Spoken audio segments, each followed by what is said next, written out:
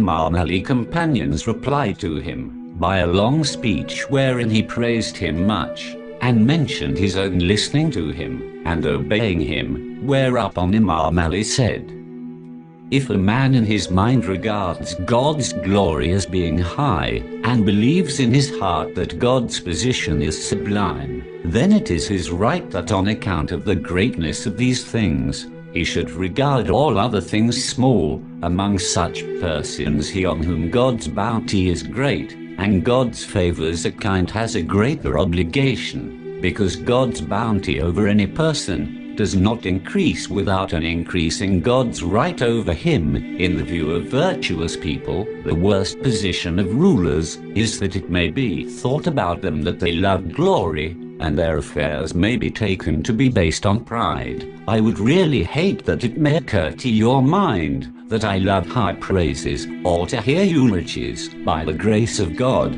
I am not like this. Even if I had loved to be mentioned like this, I would have given it up in submissiveness before God, the glorified, rather than accept greatness and sublimity, to which he is more entitled. Generally, people feel pleased at praise after good performances, but do not mention for me handsome praise for the obligations I have discharged towards God and towards you, because of my fear about those obligations which I have not discharged, and for issuing injunctions which could not be avoided. And do not address me in the manner despots are addressed. Do not evade me as the people of passion are to be evaded.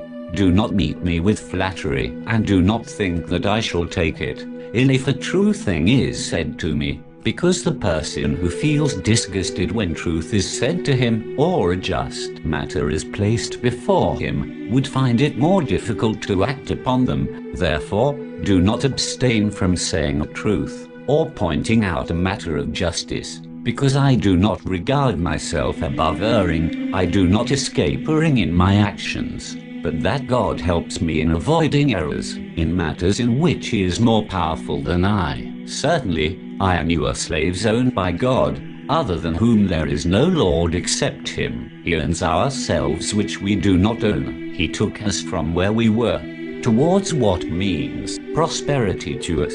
He altered our straying into guidance, and gave us intelligence after blindness.